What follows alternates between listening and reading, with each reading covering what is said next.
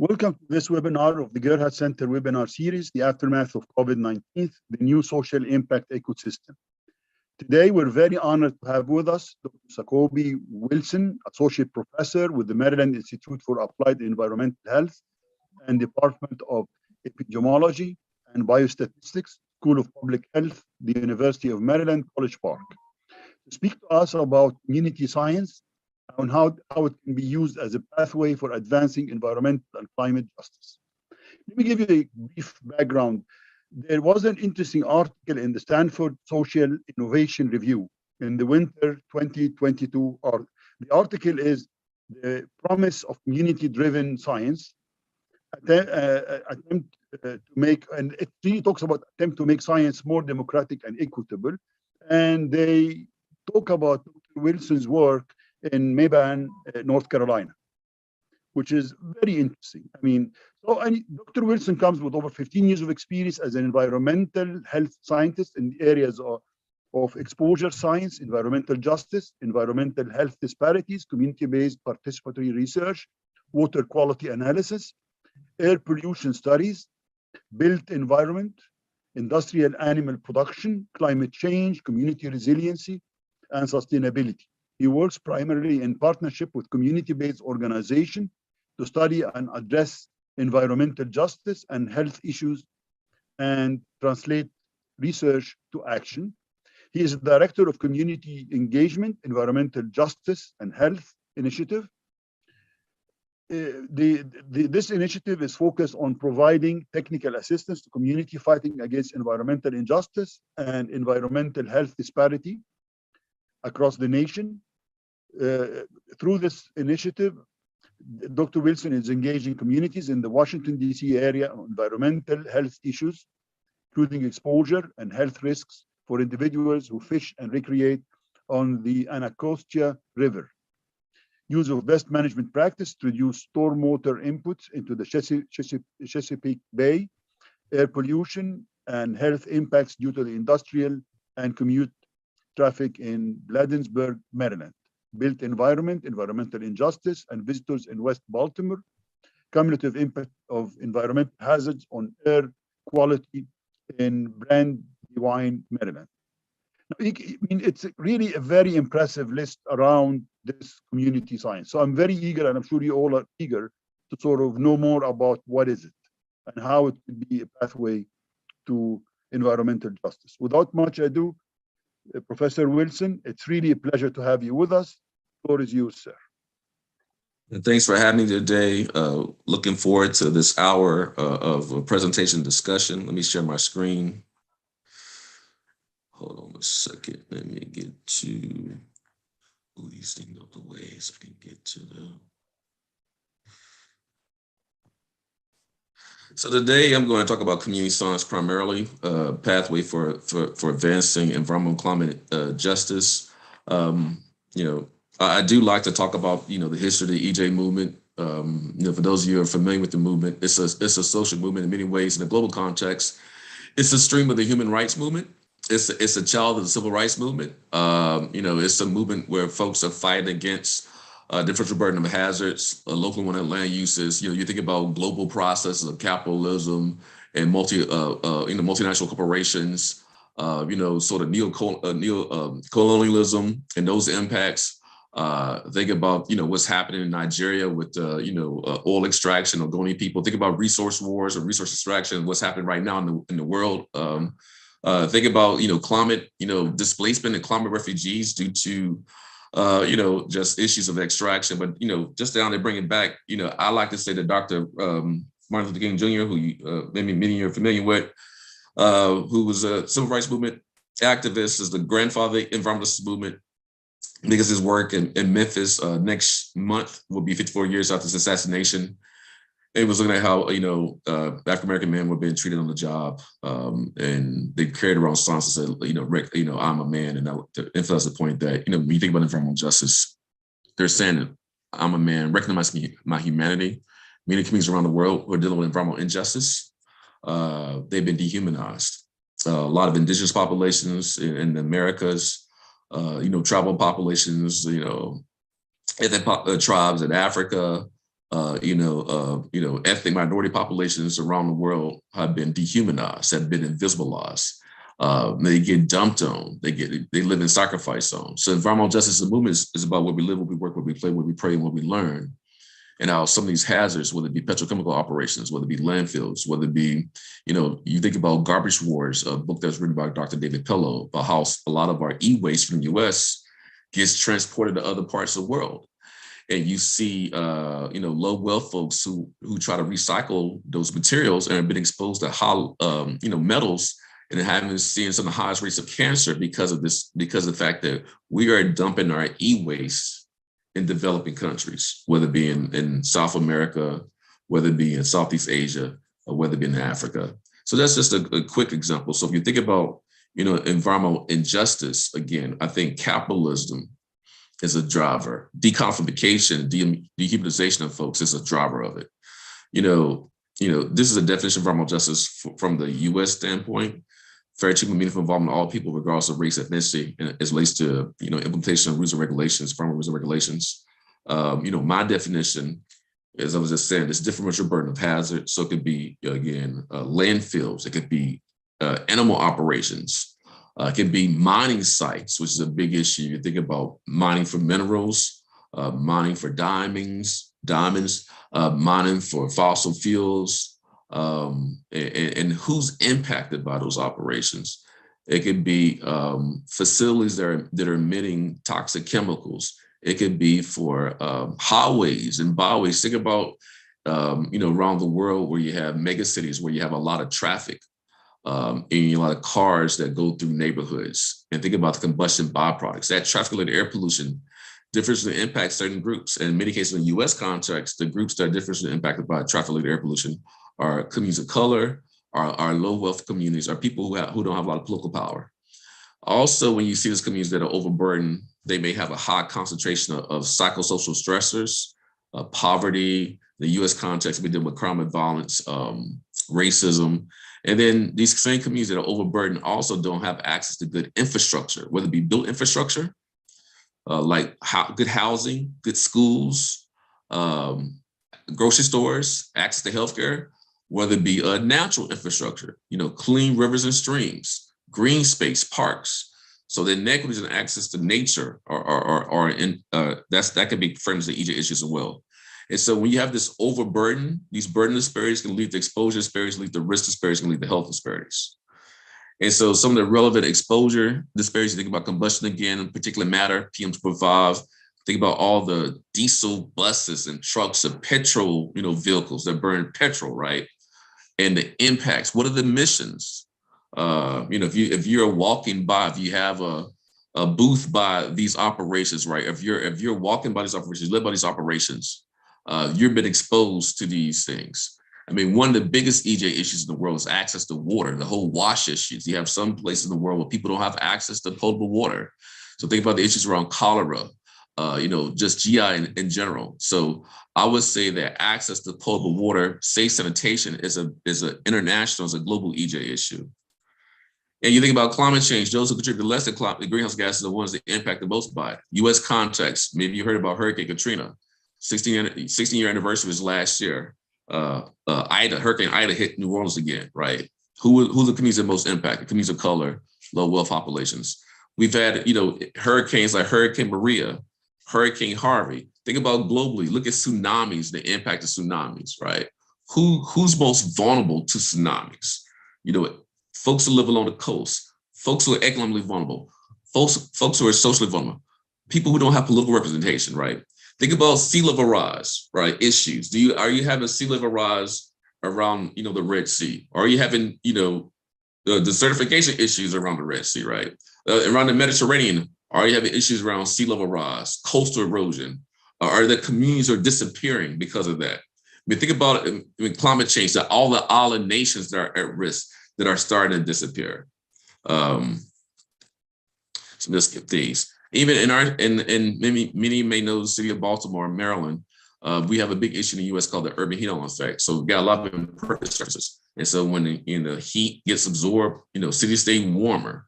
Well, those urban heat islands tend to be in areas where you may have more people of color, more low income folks.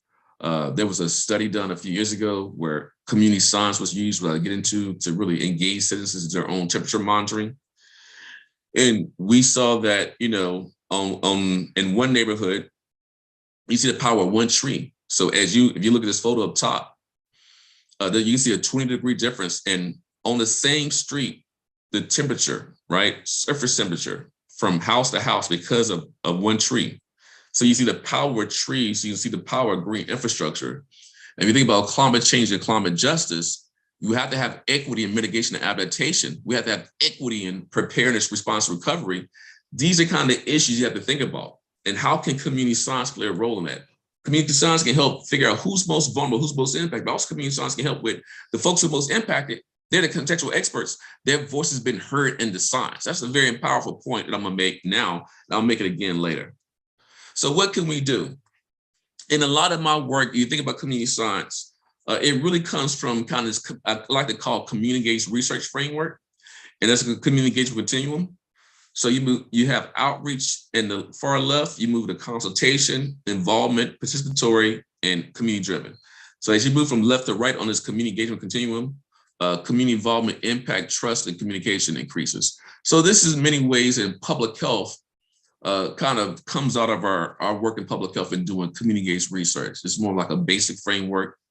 To me, community science is really on the far right hand of this continuum. It's community-driven research. That to me is community science in its purest forms. But there's related branches of science. You think science is a tree.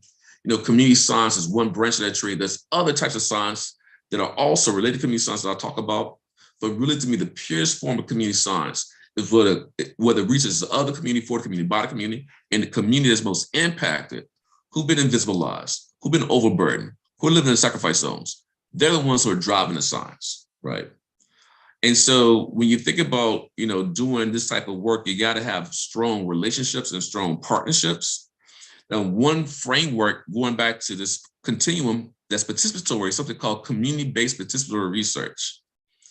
So this kind of comes from Paulo Freire's Pedagogy of Trust, again, where people who are most impacted are kind of using science to tell their own stories. It's collaborative, community-based. With CBPR, the community is engaged in all stages of the research process. So developing the research questions, helping with study design, figuring out what the methods are, maybe doing data collection, and helping with data analysis in some cases, but it depends on their skill sets and training and how you set the project. Maybe not in most cases, but in some cases, helping with dissemination of the data and then translate the data to action. So community is a unit of identity. You know, who's the community? It's usually geographically based, not sort of like a distributed, dispersed kind of group of folks. It's asset based.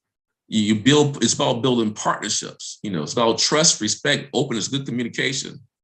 It's really much focused on ethical research, okay? And you want to have quality processes. You got to understand the baggage that universities have when you're doing studies with communities. Because a lot of times academic studies have been very extractive. And then when you're doing science, it's just not science for science sake, it's meaningful outcomes. Did you address the problem? Did you increase access to clean water, clean air, right? Sanitation.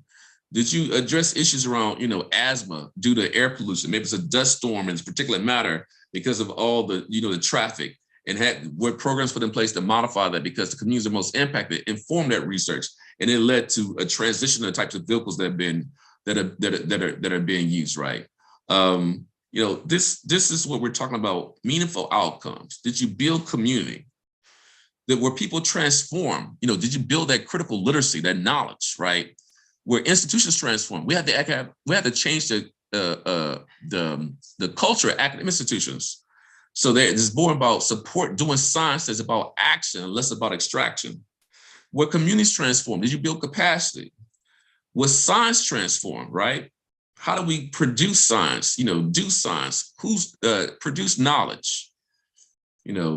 Just because the knowledge comes from the academia, community knowledge is also very valuable. So in Bayesian terms, my knowledge is general knowledge, but someone who lives in a community with these issues, climate justice issues, environmental justice issues, their knowledge is what we call specificatory knowledge.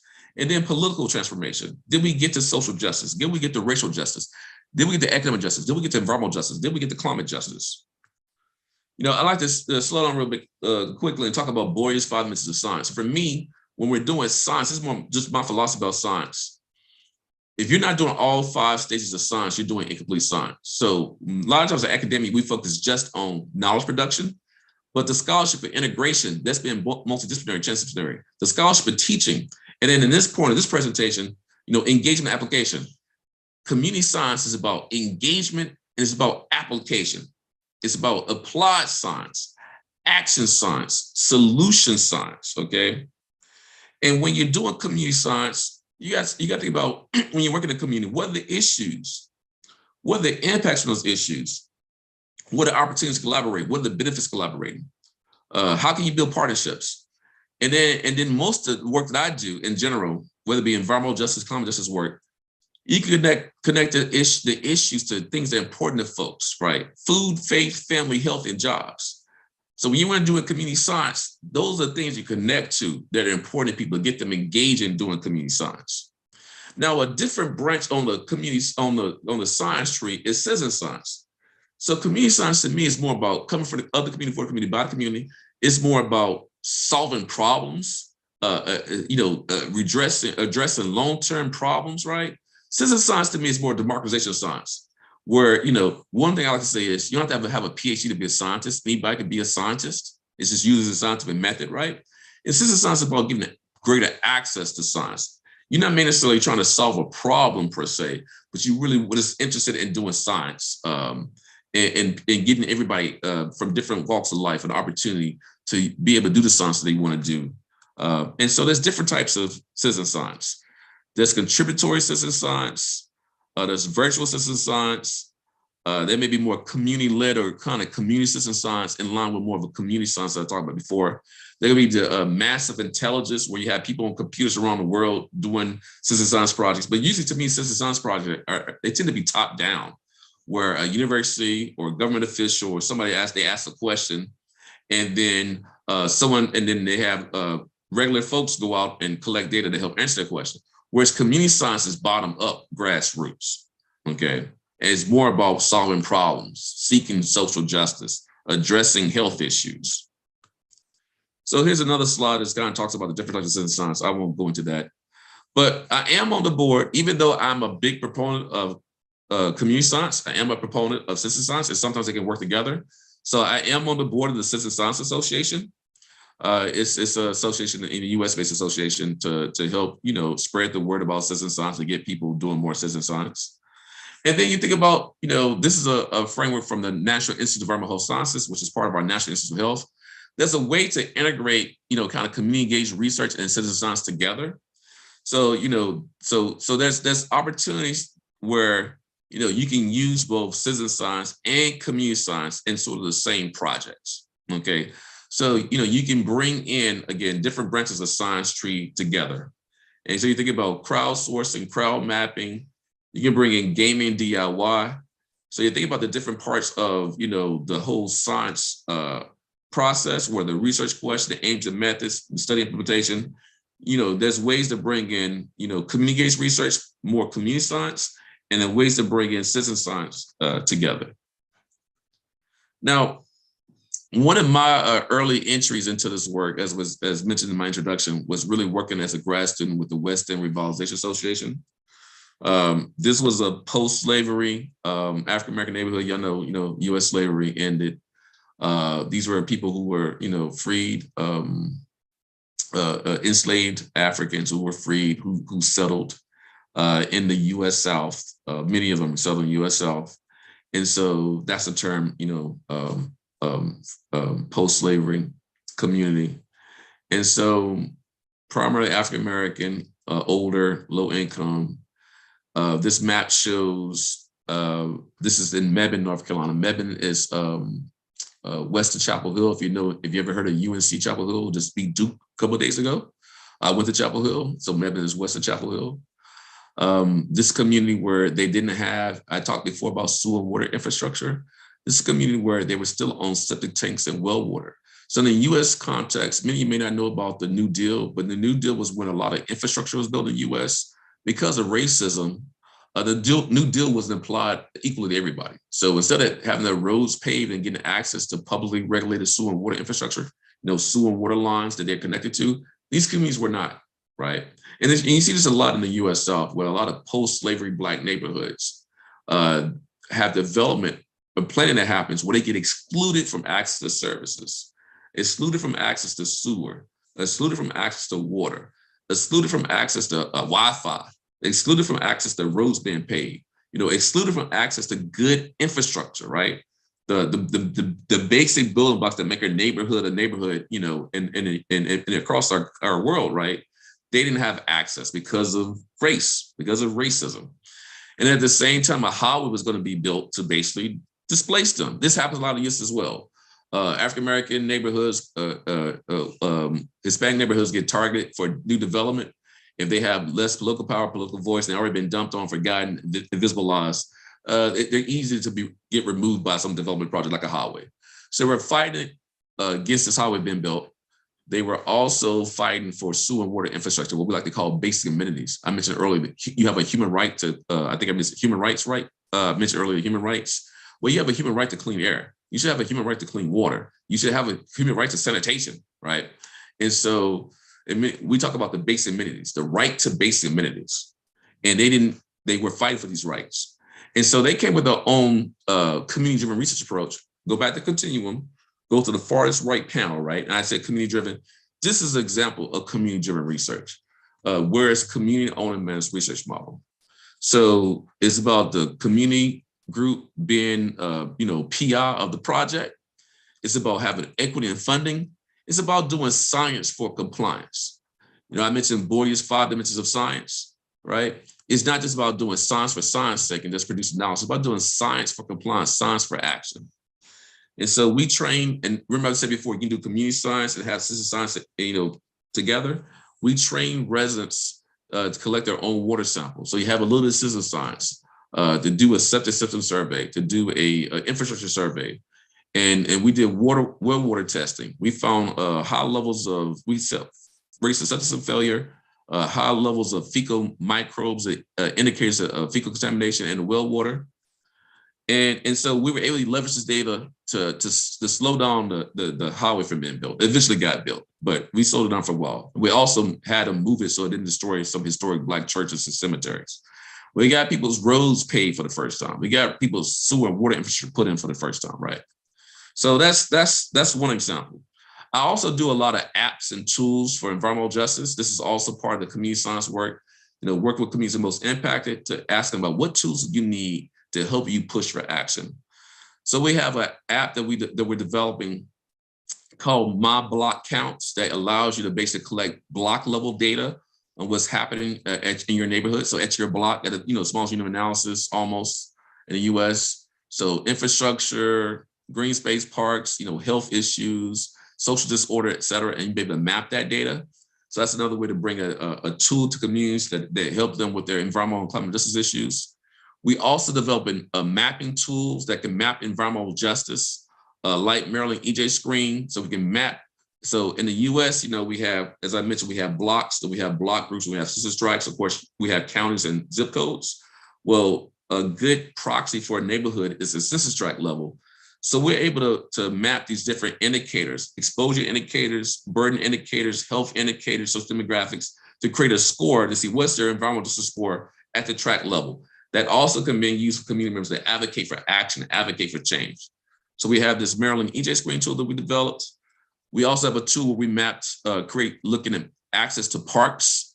So again, this is how you use GIS, Geographic Information Systems, and geovisualization to visualize equity and access to parks. Because again, you think about climate change, green space parks are a good thing to use as relates to air pollution mitigation, heat mitigation, noise pollution mitigation, right? Stormwater management, et cetera. So this is another tool that we built. And then we have a climate and health equity mapper tool that we're working on with different climate change indicators. So this is something that y'all may be interested in replicating. Think about coastal flooding can be brought into, sea level rise can be brought into the tool. Impervious surfaces, tree cover. You can bring in heat into the tool. If you have a vulnerability index, some of you may be familiar with CDC's social vulnerability index. We have that. If you have health data, right, you can Think about, the role of climate change and its impact on different vulnerable populations lead to different health outcomes. So this is a tool that we're currently building. It's not as robust as the other two tools, but definitely you can replicate building these tools and making it informed by community members. So meeting with folks who are dealing with various issues, whether it be in Egypt, whether it be in North Africa, whether it be in the Mediterranean, you can build similar tools that can help, again, informed by your vulnerable, most impacted populations to be used as decision support tools. Where we need to invest in more money for resilience, areas of more resilience, where we need to do revitalization, where we need to actually send our health departments to do more assessments of health issues. Where do we need to send our environmental protection agencies to do more permitting or do more enforcement? That EJ tool can help with that. The park tool can tell you, well, we have parks here. Some people have access to it, some people don't. Maybe we need to expand our parks. And a climate change tool can help say, hey, this is what we need to target more mitigation efforts, or this is what we need to target more adaptation efforts. We also have a project funded by the U.S. Environmental Protection Agency to look at natural technological disasters. This project is another project, I just mentioned it briefly, that may be of interest to you because our efforts to engage communities that are impacted by disasters. I mentioned before, we have hurricanes and tornadoes and fires in the U.S. What are the relevant kind of natural and technological disasters that you're dealing with? Are you dealing with factory fires? Are you dealing with explosions? Are you dealing with leaks? Are you dealing with spills? Are you dealing with derailments, right? Are you dealing with issues around, climate-related impacts, tsunamis or major rainfalls, or maybe it's droughts, right? Extreme drought. So how can you engage those who are most impacted in doing assessments of those issues? Who are the vulnerable populations who are going to be more at risk? And then creating toolkits, again, new decision support tools to help you increase resiliency, but definitely equity resiliency, not just resiliency for those who have the most power or most access or the most wealth, but making sure those who are most underserved, who are marginalized, who are most at risk, you work on resiliency for those populations too. So I'm gonna skip that. And a big part of my work, and I'll close out because I think I'm running low on time. Nobody will get to questions. A big part of my work is when you think about environmental justice, climate change, is looking at air quality. So I said earlier, you have a lot of communities that are overburdened by hazards, right? In the introduction, we talked about COVID-19. In the U.S. context, COVID has hit communities of color, populations like African Americans, Hispanics more than their white counterparts, partially because many of those populations of color live in neighborhoods or communities where they have a lot of air pollution sources, right? Both mobile sources, bus traffic, car traffic. Think about the communities and neighborhoods that you live in or you work in and you've seen where you have a lot of bus truck traffic, burning gasoline or burning petrol, burning diesel, right? And the traffic-related air pollution. And also stationary sources, again, big factories, power plants, coal-fired power plants, gas-fired power plants, incinerators. Maybe you have illegal burning happening in landfills, right?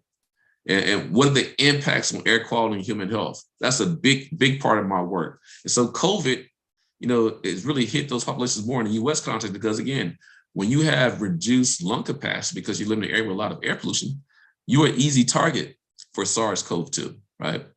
And if you don't have access to healthcare, because we have differential access to healthcare based on race, ethnicity in the U.S., then the folks who live in those areas that have been exposed to SARS-CoV-2, they might have great access to healthcare, or they may not have access to other infrastructure that increases their risk of mortality from that morbidity event, right? For the fact that they got COVID-19.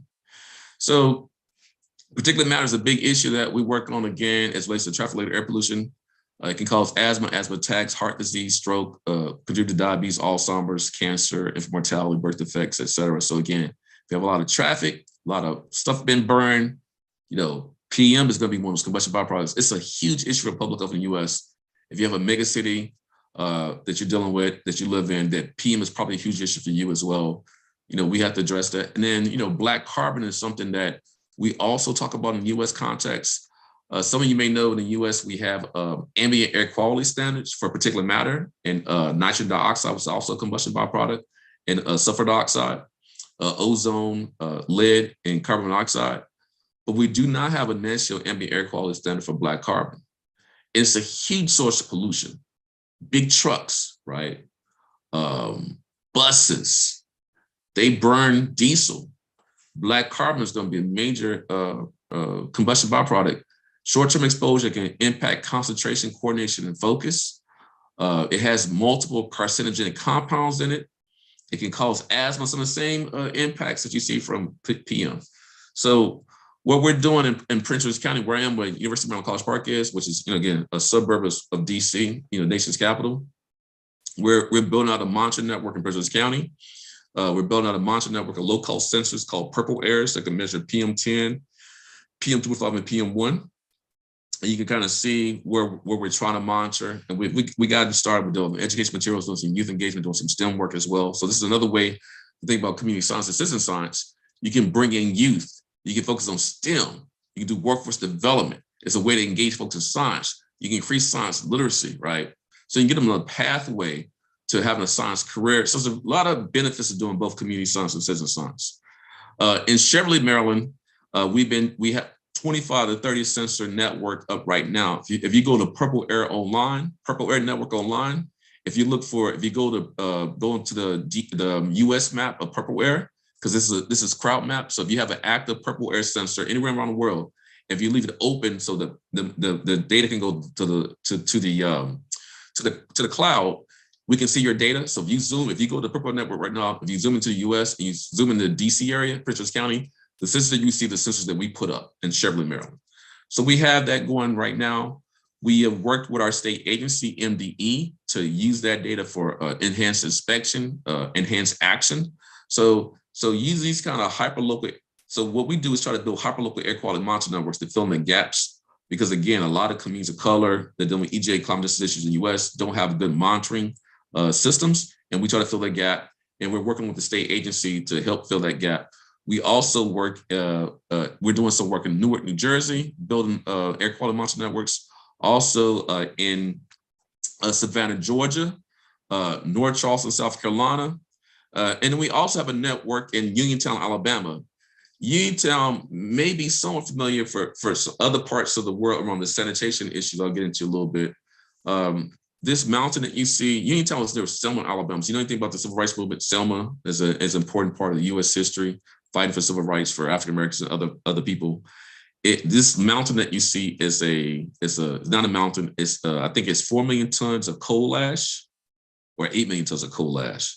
You see that I talked about how in the US a lot, these hazards are built indiscriminately, not necessarily indiscriminately. They're built on top of cultural sites or important sites, right? So this landfill is actually built on top of an old plantation cemetery.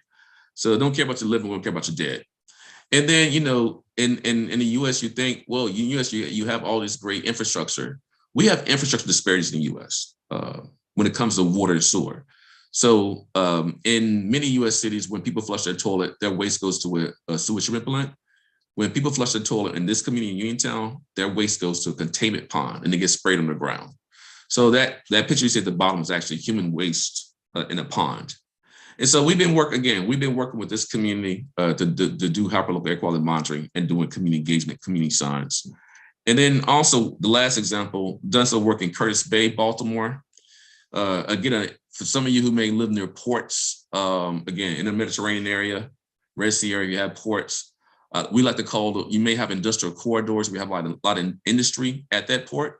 And who lives near the port if you have residential populace living in the port? In the US context, if we have a port and industrial corridors, usually people who live near those ports are poor people. In the US, a lot of those people are poor people of color. And you see that from across many of our coastal ports, whether it be New Orleans, whether it be San Diego, whether it be Newark, whether it be New York, Charleston, as I mentioned. Usually we call we have these coastal ports and seaports, and I call this goods movement, right? Because you have goods that come in, to the port. So you have the Mediterranean Sea again, Red Sea. If you have ports, goods come into those ports, and your goods are taken off those ports. You have rail traffic in the U.S. context. You have big trucks. And those goods get taken to warehouses. And so goods movement is a major source of pollution, air pollution in the US. And at different parts of the goods movement continuum, Poor people are differentially impacted. Communities of color are differentially impacted. And folks who don't have a voice are differentially impacted. But real quick, in Curtis Bay, so this is, again, Curtis Bay again, so just want to give you that background. You have a lot of these big industries there that are major air pollution sources in Curtis Bay, like power plants, petroleum operations again. You see income disparities in this community. So communities that are dealing with environmental justice usually are low income in the US context compared to surrounding areas of the state. You also see a lot of health disparities again, as I mentioned before. So you're overburdened. Remember I said burden disparities lead to exposure disparities lead to risk disparities lead to health disparities. Well, here you see the health disparities because of the burden disparities, right? Look at just difference in heart disease, lung cancer, and chronic lower respiratory disease.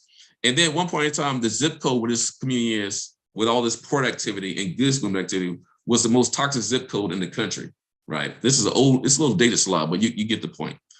And just want to end here that, when you talk about community science, it's really about community empowerment and help communities use science for action. And so Destiny Watford won the Goldman Prize for North America in 2016. That's like the Nobel Peace Prize for environmental activism. She used community science. We worked with her to provide technical assistance for them to stop an incinerator from being built. So they already have a large incinerator called the Willowbird incinerator in this community. Low income, working class, white, Black, Hispanic community, right? Near the port. And they wanted to put the largest incinerator in the country in this community. And they used community science to stop that from being built. So this shows you the power, how this whole translation of research to action, science for action, that community science is a great framework to actually get real change, to help us advance environmental justice and help us advance climate justice. Thank you for the time.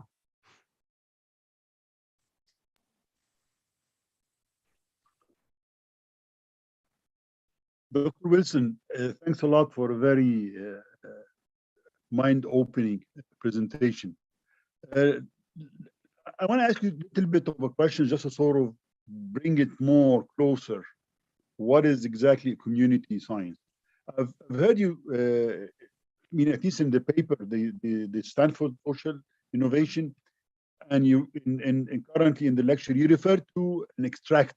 The US academic science is extractive. But you also use another expression, it's a helicopter science. Yeah. This extractive part, I've heard it from Anil Gupta. Anil Gupta talks about grassroots innovation.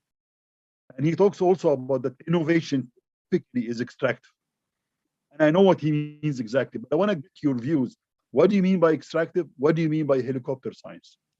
So helicopter science is when, say, for example, there's a disaster. For example, scientists go in and collect data and they leave. That's one example of helicopter science. Another example of helicopter science is, you may have a research project where you get funded. There was no community engagement, and you go looking for community to partner with you. They didn't get how do they benefit from it, right?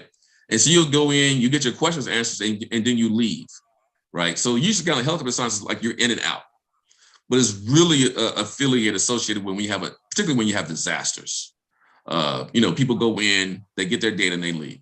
Now, extractive science to me is when you're collecting data, right? You're taking from, but you're not giving. There's no reciprocity, right? And then really a lot of extractive science, maybe even a different term is colonial science. Let me call it science of colonialism, because you're basically studying the community, you're studying the problem of the community, and you basically colonize them, right? You may have you go in as a scientist, I go in as a scientist, I bring my class, and I go in, we go do our air quality monitoring, we collect that data, but there's no buy-in, there's connection, we're not leveraging community contextual expertise, right? And then we leave nothing. We didn't address the problem, right? That's a big problem. When you doing that science and you don't address the problem, that's extractive science. If you're studying the problem in the community for a year, 5 years, and 10 years, and you haven't addressed the problem, that's extractive science. That's colonial science. I think in the US, because of our scientific research enterprise, we have focused, we commodified production of knowledge, continuously answering questions when one question you answer may be this, you may get the same answer to another question when you answer it, right? So we keep asking questions about the same thing over and over again in the US. It's actually a waste of money instead of collecting data and then say, okay, what are solutions and actions that we can take, intervening, and evaluate, did that intervention work? Okay, So hopefully that helped answer that question. Other questions?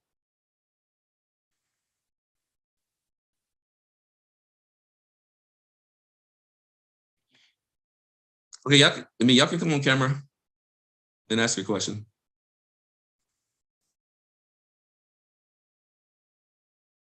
I'll just go with, go ahead, Farida. Is that how you pronounce your name? Yes. I wanted to ask, what's like the most impactful environmental justice project you've done that involved like community funds? Thank you for that question. I think I've been in many, as a grad student, as a bright-eyed, bushy-tailed grad student. As I mentioned, the work with West End Revitalization Association and Mebane, we got people's roads paved and sewer water infrastructure for the first time. That was pretty impactful. And the work in Charleston, which I didn't cover in this presentation, if you want to go to Google Scholar, you can look up some of my, got a lot of publications on these work, on the projects with community partners, but I work with the Low Country Alliance for Model Communities. I mentioned the issue before, goods movement, so ports and, big trucks and big ships and all that. We were able to shut down the county incinerator. So that was pretty impactful. In the DC area, we've been able to, stop a landfill from being permitted. We've been able to, impact, legislation to get new legislation passed in the state of Maryland. So there's been, there's so many different positive impacts from doing this work. And I think the point is, community science helps you ask better questions to get better data, to get the better solutions. So thank you for that question. Thank you. Vanette, I probably mispronounced it, but go ahead. You can pronounce it correctly for me, please. Yeah, it was a wonderful presentation with slides, Professor. So my basic question is regarding the, the divergence that we are seeing as far as, the climate and the community science is concerned, because, the community itself is a very, very, what you call a very complex field. You have on the one side, you have elites, who are using very expensive, cruise liners, for example, yaks, or for that matter, even very expensive, Teslas and, a lot more, very, very, elitist infrastructure, in fact, in the work environment, etc., with the aviation, etc., they with the business, air aviation they use, but at the same time, this is something, that is creating far more divide, because because this is not certainly not sustainable, because for example, the Teslas that they use, and for that matter, even the cruise liners basically deploy, a lot of, what you call hazardous, sometimes materials, for example, in the batteries, for example, even in the metals that they use, or from, and most of them are sourced from, third world countries, for example, like, maybe from Africa, China, Vietnam, etc., using very, very, dangerous, exploitative, labor practices. So, and at the same time, as you showed in your, even in your presentation, for example, the most of the, even in the US also, most of the, because of inequality, most of the poor people basically won't be able to, converge and use, some kind of environment friendly, practices, for even for decades, So even if you, for example, have this meeting like COP26, etc., where they make big claims, they might look good on paper, for next round, say, look good on paper, making headlines, but they are not as sustainable, they can't be implemented, even within next decade, most of the time. So most of these, things are not very, basically are not, practical, so how can we make it, what you call, maybe, pervasive, as far as, the entire society is concerned, and entire, so that, these things can have much more, basically are not, just for stock markets, capital markets, or for that matter, just to, just to make big investments, as far as, for the big, large, corporates, or for that matter, just for the, just for the heck of it, So yeah, so how can we bring it, at par, as far as for so that, both the, I mean, the poor manufacturing sector can be a work environment, services, etc., can benefit out of it. Thanks very much. Yeah, no, thank you for that. No, I mean, you make a really good point, multiple good points. I mean, we have the next COP, right, happening in Cairo. Is that correct? Next year? I mean, I think I think there needs to be that. You're right. There's been a lot of like a lot of grandiose statements made about equity at COP, but COP hasn't really addressed these equity and justice issues that I'm talking about in this presentation. And so as you said, whether it be in the U.S. workforce, a U.S. context, or non-U.S. context with our developing countries, how are we going to make sure there's equity and justice as it pertains to our adaptation mitigation strategies? I mean, we have these global treaties, but we have to make sure we're fair in how we treat workers. We're fair in how we treat the folks that are already been, overburdened by pollution, or the countries where they don't have the same economic scale that the U.S. does. So the whole ecological debt of the U.S., right? That hasn't been really addressed. You bring in the World Bank and the UN, these other entities. So there's a lot of complexity there. And I think with these global treaties, we really need to push more, as you said, in addressing these issues in a realistic way. I mean, in the U.S. context, as it relates to some of the practices, getting back to your point about, electric vehicles, et cetera, not everyone has access to Teslas, but there is work, as they're over, I'm not sure, even in China, there's over 100 different electric vehicle companies, right?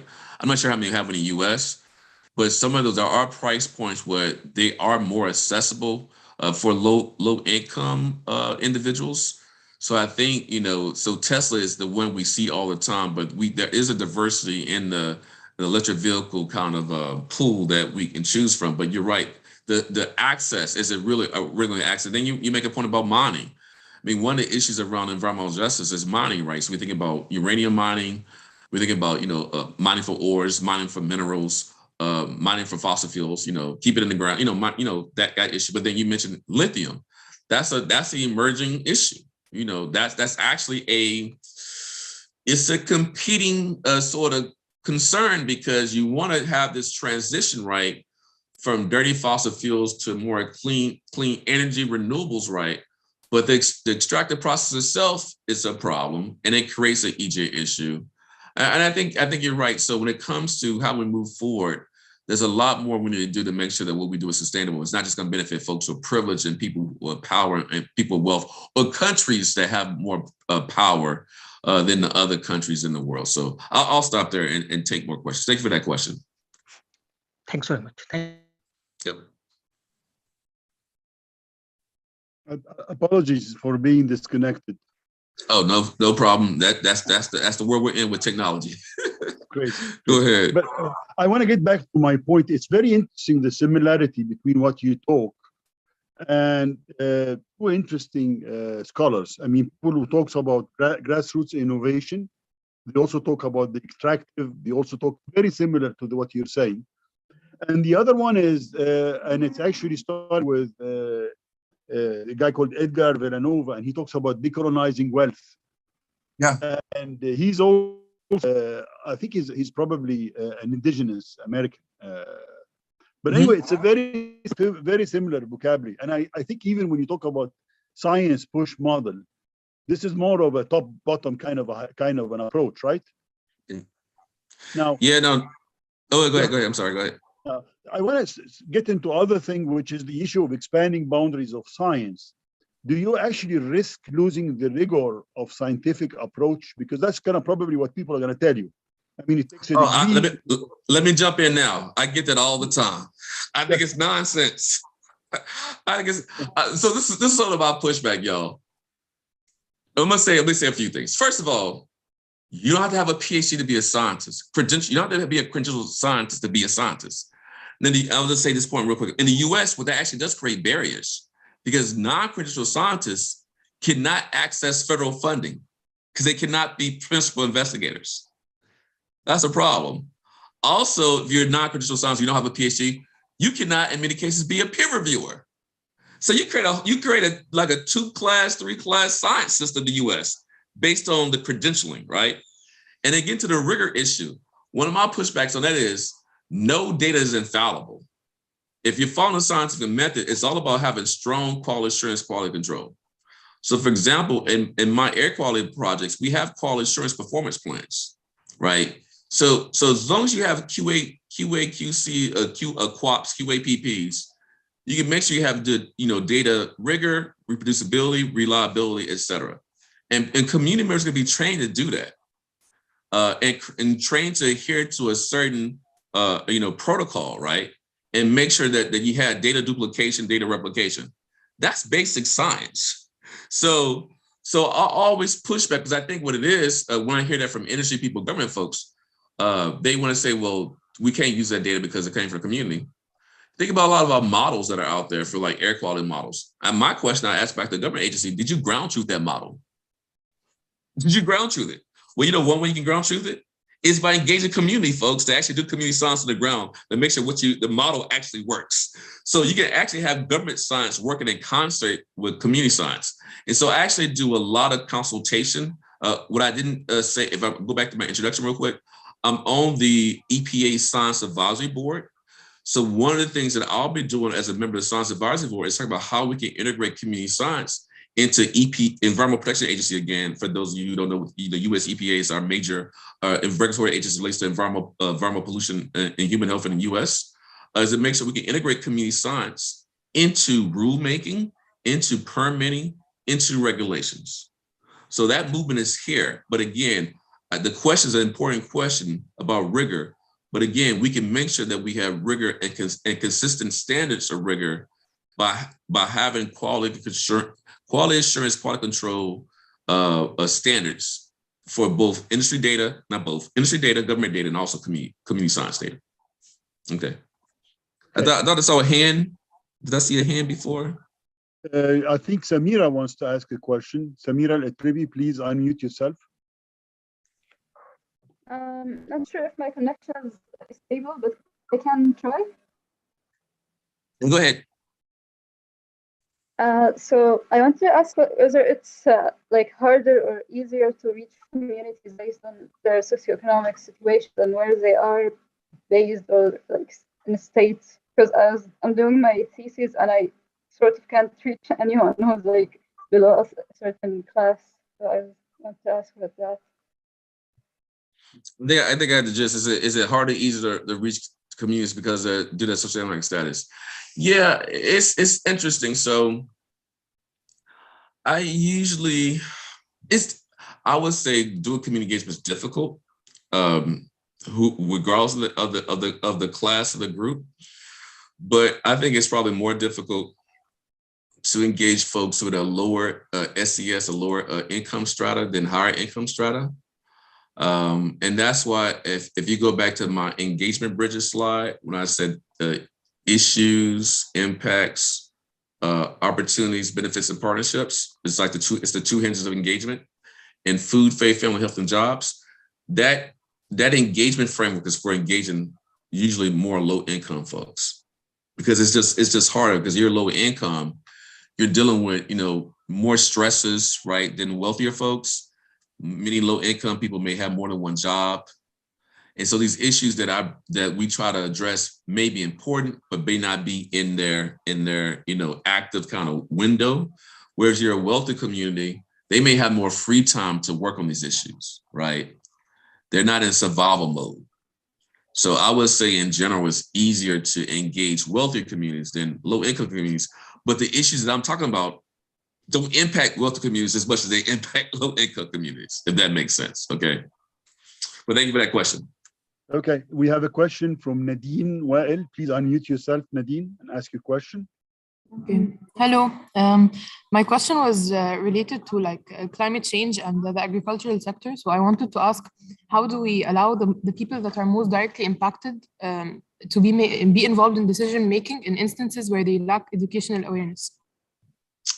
That's a great question. Thank you for that. Yeah. So in the U.S. context, our United States DA, Agriculture, in the Department of Agriculture, it created a new equity commission to help better engage some of the populations who are most at risk from climate change, and you know, who in the ag sector.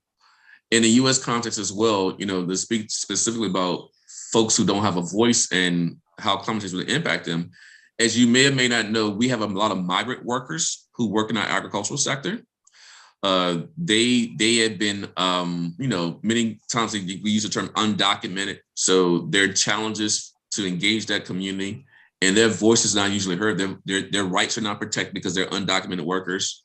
So our agricultural sector is primarily of Hispanic descent. So folks who come from Mexico and Central South America. And so I would think, you know, the way to engage that community more is by making sure that we have proxy organizations, support organizations that help to talk about their rights and the issues that are concerning them, and engage with the government agencies.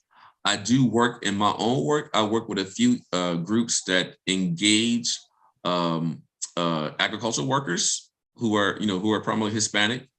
And so I think that's one approach to take. I also think what we have to do more to address our food systems, this globally, and I'll say in the U.S. context. I'm a major proponent of urban agriculture. And I think one thing we should do, and this may be different than, you know, some of you may be in countries or come from countries where you have more eco-agrarian kind of society. I would say our U.S. society is we have farmers, but they're less in the tradition of eco-agrarianism, if that makes sense, you know. But I would say that urban agriculture is another way to empower folks through growing their own food. And also urban agriculture is a way to try to reduce the carbon footprint, because you know, you're growing the food is closer to you, right? So we can reduce greenhouse gas emissions. You don't have to have the whole food transport issue. Now, I know when it comes to our global treaties, a lot of our foods from many of our countries come from other countries, and that could impact the economic, you know, sort of base of the countries that are exporting the foods.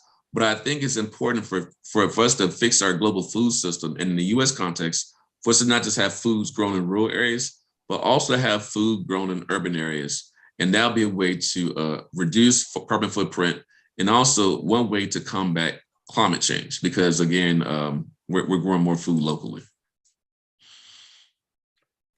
Thank you. You're welcome. And just real quickly to add the end of that, by doing that, urban agriculture, you add that education component and workforce development component.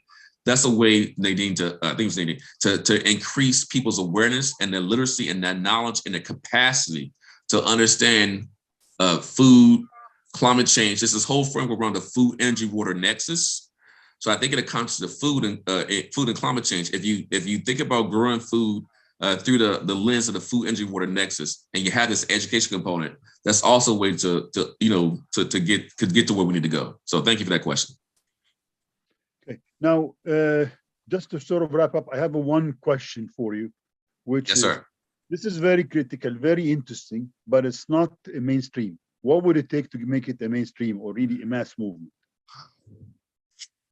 That's a good question. We got to overhaul the whole system, I think, to make it mainstream. I mean, I think one way to do is we have to have professional associations. So we have, we have US-based professional associations and international professional associations, right? So as I mentioned, we have a US-based Citizen Science Association. That's a European Citizen Science Association. Now I'm saying citizen science, I'm not saying community science. There's not a US-based community science association. There's not a European community science association, even though community science is somewhat embedded in our national association. I think we need to create a national association in the US and an international association. So for example, do you have a Egyptian Citizen Science Association? Do you have so again, Citizen Science Association for North America. Do you have an African Citizen Science Association? Do you have in the US, we have our American Public Health Association, because again, Environmental Justice and Climate Justice Association of Public Health. Do you have an Egyptian Public Health Association? No. do you have a continental African public health association? Don't think So these will be models to look to. There's one society called the International Society for Exposure Science. Now, some of the stuff I talk about is related to exposure science. So those type of associations, those type of U.S. based and international are ways to make it mainstream. Also, other ways to make it mainstream, we have to create the curriculum. We have to create the curricula, right? We have degree programs at the undergraduate level, at the graduate level, right? We have to have in our universities a VP for community engagement and community science, or special endowed professorship. So we have to change the culture and the infrastructure in our universities and have professional associations, and then push the funders to fund more of this work too. So it's like a three-pronged approach. Okay, thank you. In the end, I just really want to thank you for an interesting webinar. It was an eye-opener, and we will share the slides with the participants. I'm sure for most of us, it was really very informative in a completely new topic. For the participants, I want to thank you for participating, and I want to invite you to join us on Wednesday, same time. We have Nasser Al-Qahtani, who is the executive director of the Ag Fund, and the moderator is Muna Abu Sulaiman, who, among many things, is also on the advisory board of the Gerhard Center. It's a very interesting thing. I mean, it's a Saudi fund, but they work globally. They focus on the SDGs and grassroots development, and they work on early childhood and empowering women. I look forward to seeing you on Wednesday. Thank you, Professor Wilson, and I look forward to many opportunities for future collaboration. Yes, me too. Thank you. Yeah, take care. Bye-bye.